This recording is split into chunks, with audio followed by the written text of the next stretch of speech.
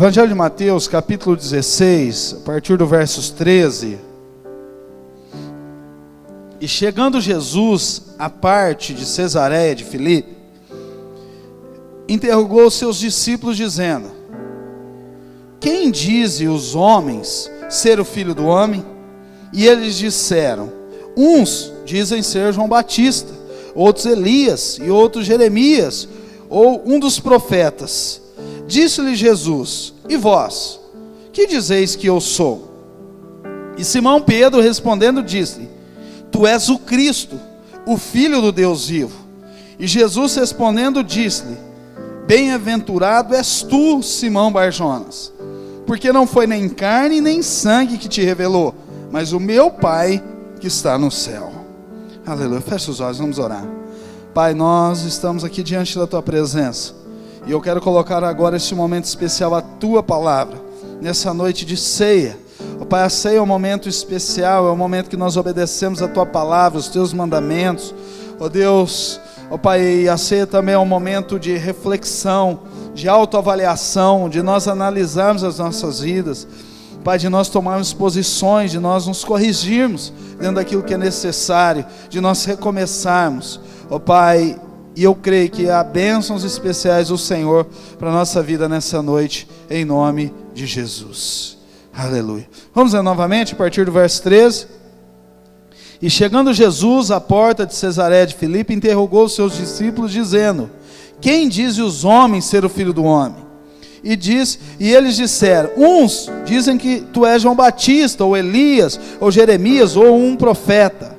Disse ele: e vós, que dizeis que eu sou? E Simão Pedro respondendo disse: tu és o Cristo, o Filho do Deus vivo. E Jesus respondendo disse: bem-aventurado és tu, Simão Barjonas, porque não foi nem carne nem sangue quem te revelou, mas o meu Pai que está no céu. Versículo 21. Desde então começou Jesus a mostrar aos seus discípulos que convinha ir a Jerusalém e a padecer por muito dos anciãos e dos principais dos sacerdotes e dos escribas, e ser morto e ressuscitar ao terceiro dia. E Pedro, tomando de parte, começou a repreendê-lo, dizendo: Senhor, tem compaixão de ti, de modo nenhum te acontecerá isso. Ele, porém, voltando, disse-lhe a Pedro: para trás de mim, Satanás, que me serve de escândalo, porque não compreendeste as coisas que são de Deus, mas só as que são dos homens. Querido, nós conhecemos bem essa passagem, já ministramos sobre ela muitas vezes, com certeza você já leu, já ouviu ministração sobre ela, mas aqui é um momento muito especial no contexto da Escritura, porque é um momento que Jesus está num momento em particular com os seus discípulos. E Jesus, ele pergunta para os seus discípulos: olha, o que as pessoas estão falando aí de mim? Quem que as pessoas dizem que eu sou? E os discípulos começam a falar: Senhor, uns falam que tu és João Batista, que tu és um grande profeta, que tu és Elias que ressuscitou. E aí Jesus faz uma pergunta um pouco mais profunda, e ele fala: e vocês? Quem vocês acham que eu sou? E a Bíblia diz que Pedro toma a palavra. Pedro era um cara sanguíneo, entrão, conversador, e Pedro toma a palavra, e ele fala: Senhor, tu és o Cristo, tu és o Filho do Deus vivo. Queridos, naquele momento Jesus vira para Pedro e fala: Pedro, não foi carne nem sangue quem te revelou isso, mas foi o meu Pai que está no céu.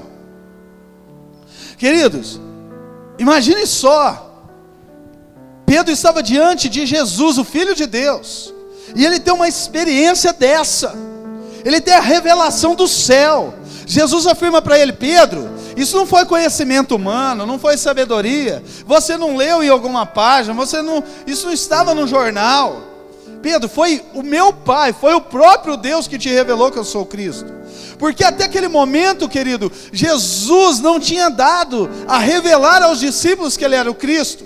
Jesus tinha feito os seus sinais, prodígios, maravilhas, ele tinha chamado os discípulos para serem seus seguidores, e eles viram muitos milagres acontecerem, Eles viram Jesus transformar água em vinho, eles viram Jesus ressuscitar os mortos, eles viram Jesus multiplicar pães e peixes e alimentar uma multidão de mais de 5.000 pessoas. Eles viram muitos feitos de Jesus, mas até este momento, Jesus não tinha falado para eles: olha, eu sou Cristo, eu sou o Filho do Deus vivo, eu sou o Messias que havia de vir. Eu vou padecer e ao terceiro dia, eu vou morrer e ao terceiro dia eu vou ressuscitar. Jesus não tinha citado nada disso até este momento. Mas ele pergunta para os 12: o que vocês dizem que eu sou? E Pedro, o discípulo de Jesus, Pedro, tem uma revelação de Deus. Ele tem uma revelação do trono. Ele tem uma experiência com o próprio Deus. Pedro é usado como boca de Deus para afirmar quem Jesus seria. Aquele momento é um momento muito importante na história bíblica. A experiência que Pedro teve, uma experiência muito profunda, a revelação do céu. Isso foi fantástico. Mas nós vemos a partir do versículo 21 aqui, porque, querido, a partir daquele momento que os discípulos, os íntimos, já sabiam que Jesus era o Filho de Deus, Jesus começou a contar para eles tudo o que ele iria ter que passar.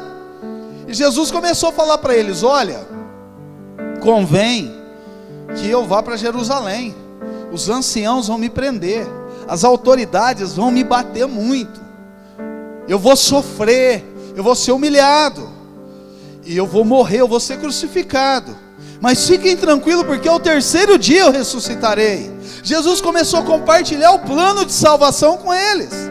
E olha só, queridos, a Bíblia diz que o mesmo Pedro que teve uma experiência profunda com Deus, o mesmo Pedro que teve a revelação de Deus, esse mesmo Pedro chega para Jesus. A Bíblia diz que ele chama Jesus à parte. Eu imagino Pedro abraçando Jesus e tirando Jesus do meio dos discípulos, falando: Jesus, para com isso, você não precisa passar nada disso não. Para que morrer, ressuscitar? Tenha misericórdia de ti, Senhor. Para que isso? Tá ficando louco, Jesus? Vamos viver aqui, glória a Deus, aleluia. Vamos multiplicar os pães e os peixes. Não precisa nada disso não. E olha a palavra que Jesus deu para Pedro. Porém ele, voltando, disse a Pedro, verso 23: para trás de mim, Satanás.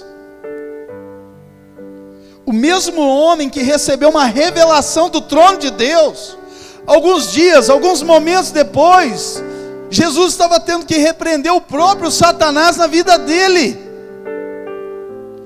Querido, e o que eu quero compartilhar com você nessa noite de ceia, nesse momento importante, especial, no contexto daquilo que Deus tem para mim e para a tua vida, o que eu quero que você entenda, que a linha entre nós estarmos na presença de Deus e fora da presença de Deus é um passo, é um sopro. Pedro teve uma experiência com Deus, querido, com o próprio Deus. Jesus faz uma pergunta a 12 dos discípulos, e Deus revela para o próprio Pedro. Ele tem uma experiência tremenda, marcante, na história da vida dele, na história bíblica. Mas de repente, momentos depois, talvez Pedro ficou orgulhoso, estufou o peito, talvez Pedro se sentiu mais homem de Deus do que os outros discípulos. Ele empolgou tanto que ele achou que ele já era capaz de dar palpite naquilo que aconteceria com Jesus. E aí Jesus tem que repreender Satanás na vida dele, porque num momento ele foi boca de Deus, mas no outro momento ele era instrumento na mão do diabo. Então, querido, a linha entre nós estarmos na santidade e no pecado é muito estreita. Entre você ser um instrumento de Deus e usado pelo inimigo é muito estreito. A palavra diz, 1 Coríntios 10:12, aquele pois que cuida, aquele pois que acha estar de pé, cuide para que não caia. Amém, querido? Cuidado, vira para o seu irmão e fala: cuidado, vigia, irmão. Marcos 14:38 diz assim: vigiai e orai, para que não entreis em tentação, porque o espírito na verdade está pronto, mas a carne é fraca.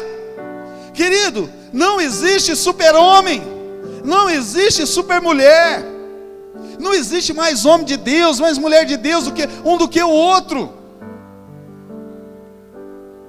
Se nós estamos na presença de Deus, vigiai e orai para que não entreis em tentação. E as pessoas nos dias de hoje têm levado a vida cristã de qualquer jeito, empurrando com a barriga, de qualquer forma, sem seriedade, sem compromisso, sem responsabilidade, na linha do pecado. Cuidado, querido. A Bíblia nos ensina a vigiar. Vigie. Tome cuidado, seja vigilante. A Bíblia diz em Tiago 1,8: o homem de coração dobre é inconstante em todos os seus caminhos. O que é o homem de coração dobre? É o homem de duas personalidades. É a pessoa de duas personalidades. É a pessoa de duas caras. É a pessoa que não tem firmeza. É a pessoa inconstante. A Bíblia diz que a pessoa de duas personalidades, ânimo dobre, ele é inconstante em todos os seus caminhos. Uma hora ele está firme, outra hora ele não está firme mais. Uma hora ele quer evangelizar e ganhar o mundo inteiro para Jesus, mas no outro momento ele já não quer nem ir no culto mais. Inconstante. Por isso que a Bíblia diz: não sejais como meninos inconstantes, levados em roda por todo o vento de doutrina. Não seja inconstante, querido. Não permita com que o seu coração seja um coração inconstante. Não permita com que a inconstância tome conta da tua vida. Não seja uma pessoa de ânimo dobre. Não seja uma pessoa de duas personalidades. Não seja um bipolar. Tem gente que vive a bipolaridade espiritual. Uma hora ele está querendo orar, expulsar o demônio, ganhar almas para Jesus, e outro momento ele não tem certeza da sua salvação. Inconstante. Não seja inconstante. Amém, querido? Não seja inconstante. Se você está de pé, cuide para que não caia. Seja firme e seja constante. A Bíblia nos ensina o quê? Seja firme, seja constante, tenha de bom ânimo. Amém, querido? A Bíblia diz que as mesmas aflições que nós passamos, os nossos irmãos ao nosso redor também passam. Se você tem passado por luta, querida, a luta não é só sua. O irmão do seu lado também tem luta. Talvez não é a mesma que você, mas tem as suas lutas. Todos nós temos as nossas lutas, as nossas dificuldades, os nossos problemas, as situações que cercam a nossa vida. Todos nós temos. Mas nós não podemos permitir com que as lutas do dia a dia gerem constância em nós, com que as lutas do dia a dia venham nos desmotivar, com que as lutas do dia a dia venham nos fazer perder o foco. Precisamos permanecer firmes e constantes na presença de Deus. Pedro teve uma experiência tremenda com Deus. Querido, o que aconteceu ontem, a tua experiência com Deus ontem passou. Deus tem algo novo para a tua vida. Nós não podemos ficar pronunciando o agir de Deus na nossa vida só em tempo passado. Porque ontem foi assim, a semana passada aconteceu isso, o mês passado, o ano passado, antigamente era assim. Deus é Deus de novidade, Deus é Deus de coisas novas. A cada dia, todas as manhãs, misericórdia de Deus se renova sobre a mim e sobre a tua vida. Todos os dias Deus tem algo novo para a nossa vida. Amém? E se as lutas e dificuldades vierem, querido, não permita com que elas façam você perder o foco. Permaneça firme, permaneça olhando para Jesus. E se há situações na sua vida que você não está conseguindo vencer sozinho, procure ajuda. Pastor, eu não quero ser inconstante, mas a inconstância toma conta do meu coração. Eu não quero ser inconstante no meu casamento, eu quero viver bem com a minha esposa, com o meu esposo, mas de repente vem algo e está tudo bem, vira uma bagunça. Olha, eu não queria ser inconstante nas minhas finanças, porque de repente eu sou fiel a Deus, eu pago minhas contas em dias, eu sou tudo organizado, mas de repente tudo vira uma bagunça. Senhor, eu não quero ser inconstante no meu ministério, porque eu venho, eu faço a obra, eu faço devocional, eu leio a Bíblia, eu oro, eu jejuo, eu quero pegar firme, eu quero ganhar almas para Jesus, mas de repente, alguns dias depois, eu já não estou conseguindo ir ao culto. Inconstância, querido. Querido, se tem situações na sua vida que está gerando inconstância, e você não está conseguindo vencê-las, peça ajuda. Peça ajuda para o seu discipulador, para a sua discipuladora, para os seus pastores, para os seus líderes. Peça ajuda. A Bíblia diz que o solitário incute em erro, mas a multidão de conselhos, a sabedoria. Não caminhe sozinho, querido. A Bíblia diz que é melhor serem dois do que um, porque se um caiu, o outro levanta. Não caminhe sozinho. Se tem situações na sua vida que você sozinho não está conseguindo vencê-las, peça ajuda, seja humilde, seja simples. Deus vai usar pessoas para ser canal de bênção na sua vida. E uma coisa que nós precisamos, querido, ser realista com nós mesmos. Nós temos que saber a nossa fraqueza, nós temos que saber das nossas limitações e tratá-las. Onde eu sou fraco, trate isso. Se abra para Deus te tratar, dê oportunidade para Deus trabalhar. Não existe dono da verdade, amém? Se abra para Deus te tratar, e você vai ser usado poderosamente nas mãos de Deus, amém, querido? Sabe qual que é o momento mais importante da nossa vida para Deus trabalhar em nós? Quando nós caímos em si, que nós precisamos da ajuda, que nós precisamos de auxílio, que nós precisamos tomar posição na nossa vida. A Bíblia diz, querido, porque muitas vezes nós temos bênçãos de Deus na nossa vida, que nós não damos valor nela. A Bíblia fala sobre o filho pródigo. Aquele menino estava na casa do pai. O pai dele era um fazendeiro. Ele vivia com fartura, com bênção. Mas aí chegou um dia que ele permitiu, na inconstância do coração dele, achar que na casa do pai não estava bom para ele. Ele chegou para o pai e exigiu seus direitos. O pai deu o direito dele, deu a herança dele. O que ele fez? A Bíblia diz que ele sai da casa do pai, e aí ele vai viver com os amigos, ele vai viver com as companhias lá de fora, com as companhias mundanas. E a Bíblia diz que ele gasta tudo dissolutamente, irresponsavelmente, de uma forma desorganizada. E aí a Bíblia diz que vem uma seca sobre a terra, vem miséria sobre a terra. E aí o que acontece, querido? Ele começa a padecer necessidade, e ele já não tem mais nada, porque ele gastou toda a herança do pai. E ele vai cuidar de porcos, é o único serviço que aparece para ele, cuidar de porcos. E a Bíblia diz que a situação dele era tão miserável, que ele olha para as bolotas dos porcos e deseja se alimentar delas. Olha que situação que ele chegou.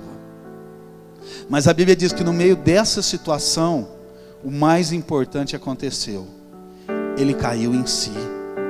Nós precisamos cair em si, querido. Não existe super-homem.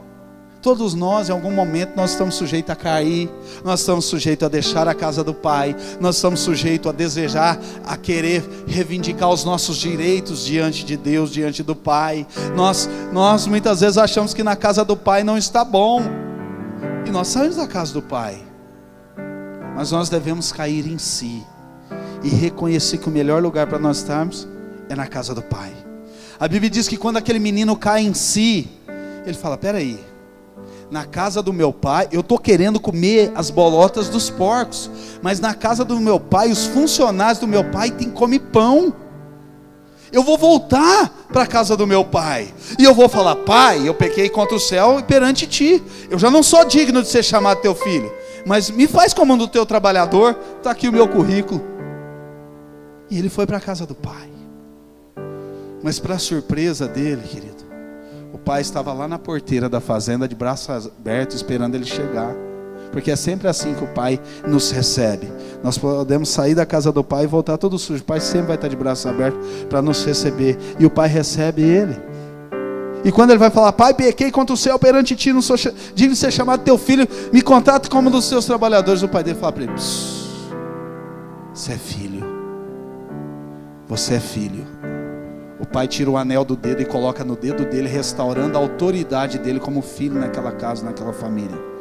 O pai arranca todas as vestes dele, suja, e coloca novas vestes sobre ele. E o pai manda buscar o bezerro cevado, que era guardado para momentos extremamente especiais, e traz para festejar com todos a presença do filho de volta na casa do pai. Amém, querido?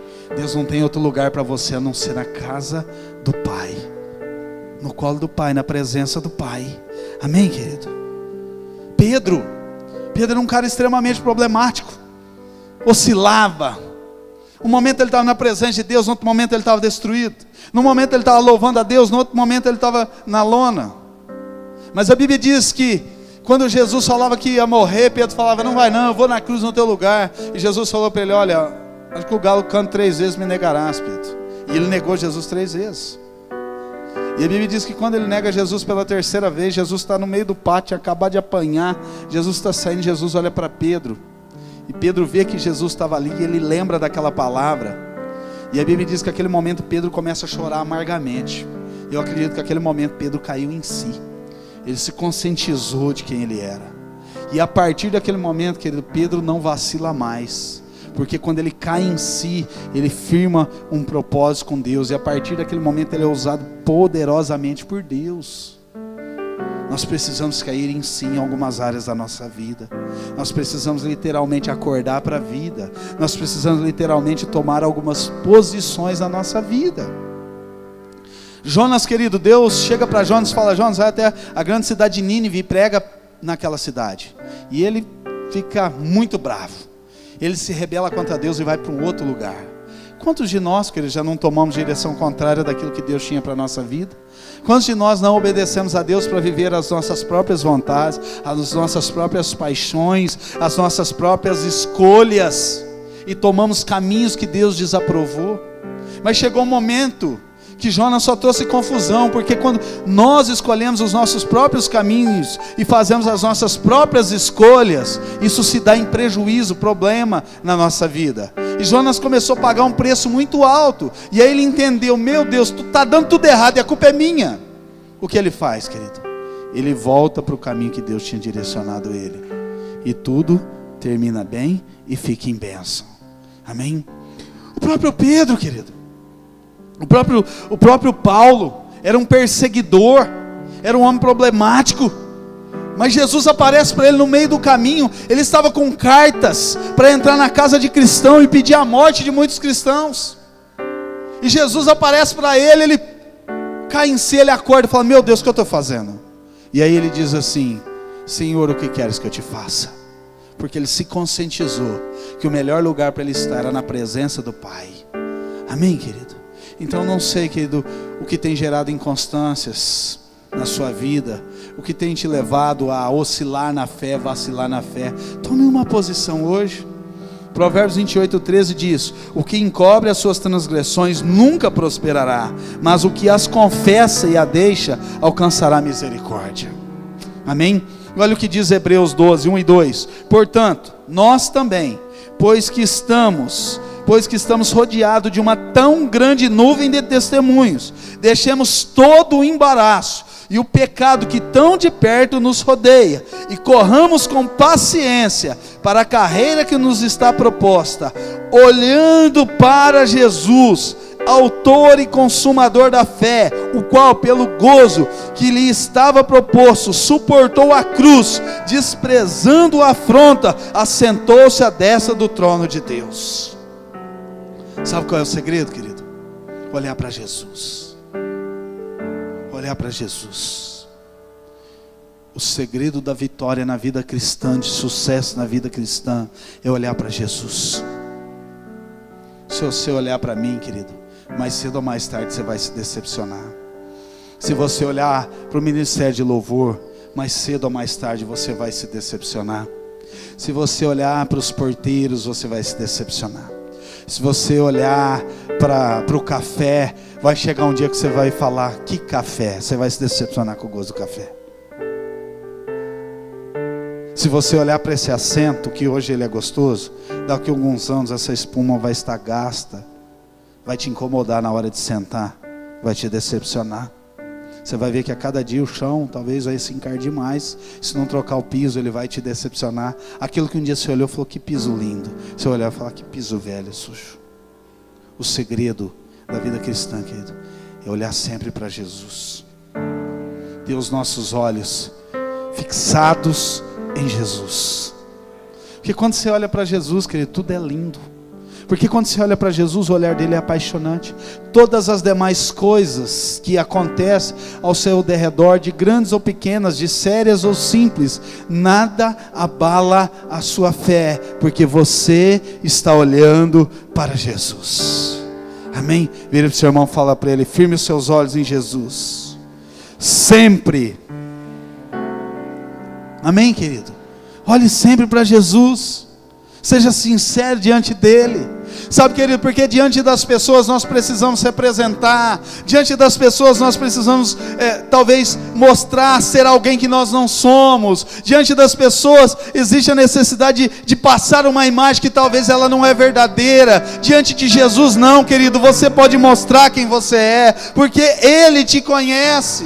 E você tem liberdade de rasgar o teu coração para Ele, mostrar as tuas imperfeições, e Ele vai te usar, e vai te amar do jeito que você é. Ele vai te auxiliar a vencer as suas fraquezas.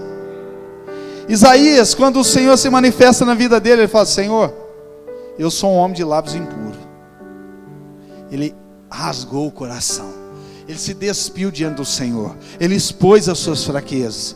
E a palavra diz que o Senhor manda um anjo, tira uma brasa tirada do altar, vem e toca sobre os lábios dele e tira aquela imperfeição. E a partir daquele momento ele é tomado por uma glória, unção e poder de Deus, e ele é usado poderosamente pelo Senhor. Quando Jesus está na praia, Pedro com os outros homens tinha pescado e não pegou nada a noite inteira. E Jesus fala para ele: Pedro, volta, vai até o mar alto e pesca. E Pedro falou: por causa da tua palavra eu vou. E ele vai e tem a pesca maravilhosa. E quando ele volta, ele sendo um pescador profissional, ele entende que aquilo não era coisa natural. Ele entende que aquilo era coisa sobrenatural. Era algo vindo do céu, vindo do trono de Deus. Ele vai diante de Jesus, ele se joga aos pés e fala: Senhor, se ausenta de mim porque eu sou pecador. Ele mostrou quem ele era. Ele não tentou maquiar, mostrar uma imagem que ele não era para Jesus. Amém, querido? O próprio Paulo, um perseguidor. Estevão foi morto, foi apedrejado, e as vestes de Estevão foi jogado nos pés de um menino chamado Saulo. Momentos depois ele encontra com Jesus no resplendor de luz, no caminho de Damasco, e ele se prostra, ele se rende. Jesus fala para ele: Saulo, Saulo, por que me persegues? Ele fala: quem és tu, Senhor? E Jesus fala para ele: eu sou o Cristo a quem tu persegues. Difícil coisa é recalcitar contra os grilhões. E Paulo fala: Senhor, o que o Senhor quer que eu te faça? Ele reconhece o Senhor como seu Senhor. Ele se entrega ao Senhor ali. Amém, querido? Essa noite é noite de ceia. E é um momento de nós sermos humildes o suficiente de expor diante do Senhor as nossas fraquezas, as nossas limitações, os nossos erros e aquilo que nós temos vivido que não tem agradado a Deus, e pedir o auxílio do Espírito Santo para nos fazer pessoas melhores. Se necessário for cair em si, que venhamos cair em si, que possamos recomeçar, que possamos retomar, tomar uma posição. Porque, querido, quando nós caímos em si, tomamos uma posição na nossa vida, Deus nos auxilia. E quando Deus nos auxilia e Deus vai nos tratar, entra o Espírito Santo sobre a nossa vida. Ele é o diferencial. Porque quando o Espírito Santo entra sobre a nossa vida, nós começamos a ser dominados pelo quê? Pelo Espírito Santo. Há uma diferença, querido. Há uma diferença muito grande na nossa vida, com Deus e sem Deus. Há uma diferença muito grande na nossa vida, direcionado pelo Espírito Santo e direcionado pela carne. Nós vemos Pedro, direcionado pelo Espírito Santo, tinha a revelação do trono de Deus. Mas Pedro na carne, Jesus tinha que repreender o demônio na vida dele. Pedro na carne arrancava a espada e cortava a orelha do soldado. Mas Pedro, cheio do Espírito, ele chegava em Atos 3, na porta formosa do templo, transformado, sincero, quebrantado diante de Deus. Ele chegava e falava para o coxo: eu não tenho nem ouro e nem prata, mas o que eu tenho eu te dou, levanta e anda. E o cara era curado, querido. Porque houve uma transformação, porque houve uma entrega, porque ele se despojou diante do Senhor, porque Pedro se entregou verdadeiramente, falou: Senhor, muda a minha vida, transforma a minha vida, eu não quero mais ser uma pessoa inconstante. Deus quer transformar a minha e a tua vida e nos encher do Espírito Santo, e fazer de você um vaso de honra, fazer de você um vaso cheio do poder do Espírito. Amém? Eu gostaria de convidar você a curvar a sua cabeça.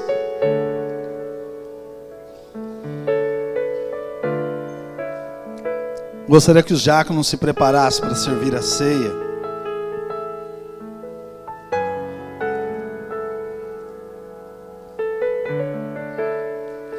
Mas enquanto se prepara, eu gostaria que você curvasse a tua cabeça, querido, e que você avaliasse a sua vida,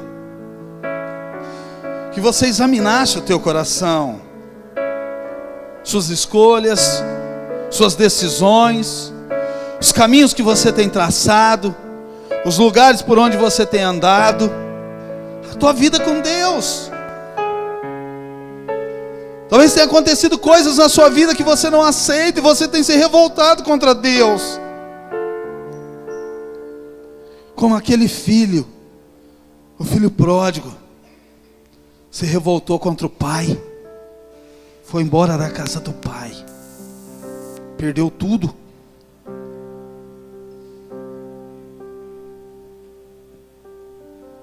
Reflita como está a tua vida.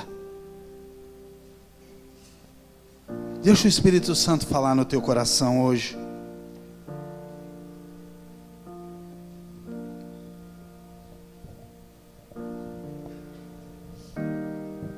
Senhor, a tua palavra diz que o Senhor esquadrinha o nosso coração. O Senhor nos sonda. O Senhor nos conhece. Pai, a tua palavra diz, Senhor, que muito antes de um pedido chegar ao nosso coração, ser verbalizado nos nossos lábios, o Senhor já sabe, porque o Senhor nos conhece nos mínimos detalhes. Eu quero te pedir, Senhor, nessa noite, ó Pai, que o Senhor, o Paracleto, o ajudador, Espírito Santo, nos auxilia nas nossas fraquezas, nos auxilia nas nossas limitações, nos auxilia nos nossos erros. Senhor, em nome de Jesus, Pai, nós te pedimos, Senhor, tudo aquilo que tem estado na nossa vida, nós, ser humanos, Senhor, que tem desagradado ao Senhor, que tem nos tirado da tua presença, que tem nos distanciado de ti, nós queremos nessa noite te pedir perdão, Senhor. Pai, nós queremos ser pessoas melhores, nós podemos ser pessoas melhores, nós podemos ser um melhor esposo, uma melhor esposa, um melhor pai, uma melhor mãe, podemos ser filhos melhores, podemos ser um cristão melhor, podemos ser um amigo melhor, podemos ser um bom profissional, ser um profissional melhor dentro do nosso trabalho.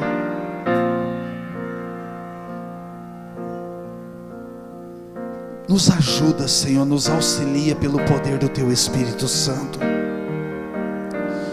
Pai, que nós possamos, ao longo da nossa vida, sermos forjados segundo o Teu caráter, segundo a tua palavra, segundo a tua presença.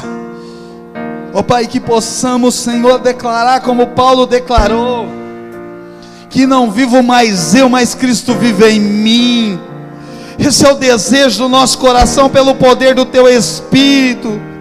Pai, que a nossa vontade caia por terra, mas que a tua vontade prevaleça, que o nosso eu possa diminuir ao nada, para que o Senhor cresça em nós e através de nós.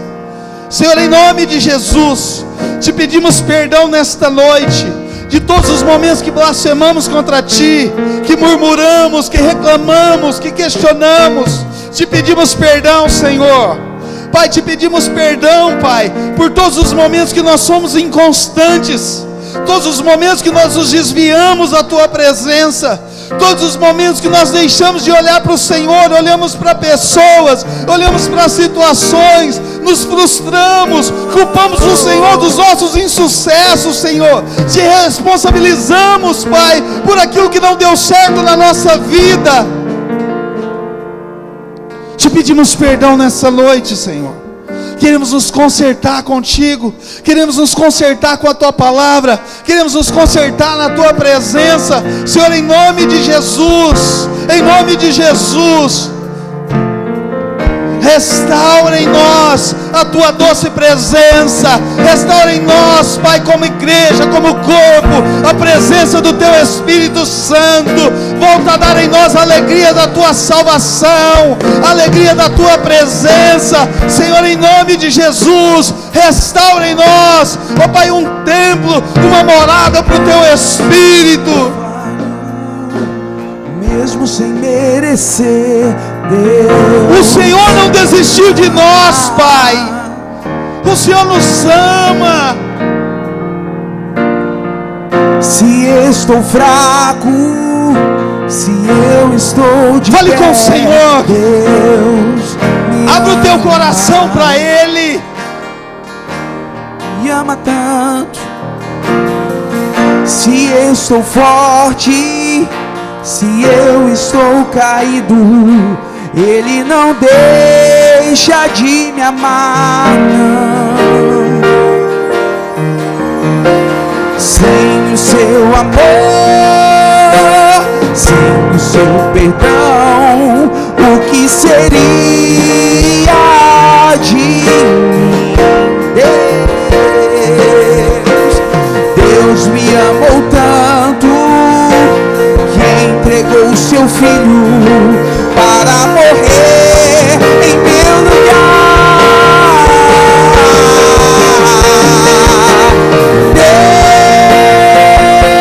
Deus me ama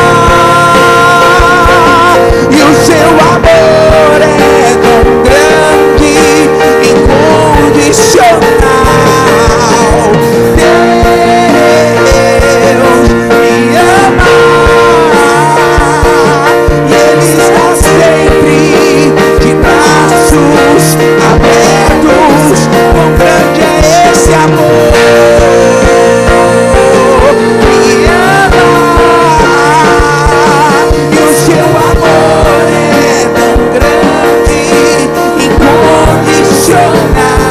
Aleluia. Feche os seus olhos, querido. Eu gostaria que você fizesse uma aliança com o Senhor nessa noite. Que você assumisse um compromisso com Deus, de lutar com todas as suas forças para ser uma pessoa melhor, para lutar com todas as suas forças para ser uma pessoa que vai glorificar o nome do Senhor através da sua forma de viver. Faça essa aliança com Deus. Faça essa aliança com o Senhor. Senhor, eu quero vencer as minhas fraquezas. Senhor, eu quero vencer as minhas limitações. Senhor, aquilo que eu não consigo vencer sozinho, eu vou buscar ajuda, eu vou buscar auxílio. Eu vou ser humilde para aceitar mudança. Eu vou ser humilde para reconhecer as minhas falhas, as minhas limitações. O quanto muitas vezes eu tenho sido errante. Fale isso com o Senhor. Faça essa aliança com Ele. Senhor, eu quero viver uma vida para glorificar o Teu santo nome. Eu quero viver uma vida para que o Teu nome seja adorado, para que o Teu nome seja glorificado através da minha vida, das minhas atitudes, das minhas decisões, das minhas escolhas. Fale isso com o Senhor. Fala: Senhor, eu sou templo do Teu Espírito, e que o Teu Espírito Santo tenha prazer em habitar em mim, que o Teu Espírito Santo tenha prazer em fazer morada em mim. Faça essa aliança com o Senhor, querido.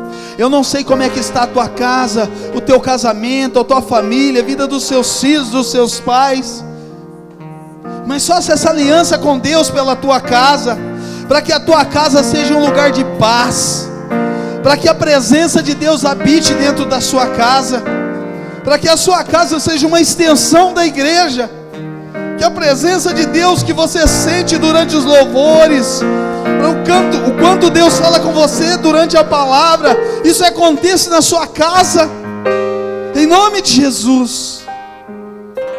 Pai, nós clamamos a Ti nessa noite e te pedimos que o Senhor venha selar essa aliança, nova e eterna aliança. Ó Pai, de sermos pessoas onde vamos buscar de uma forma incessante que Cristo vive em nós. Que não venha viver mais o meu eu, mas que Cristo vive em nós todos os dias da nossa vida. Em nome de Jesus. Em nome de Jesus. Aleluia. Aplauda ao Senhor.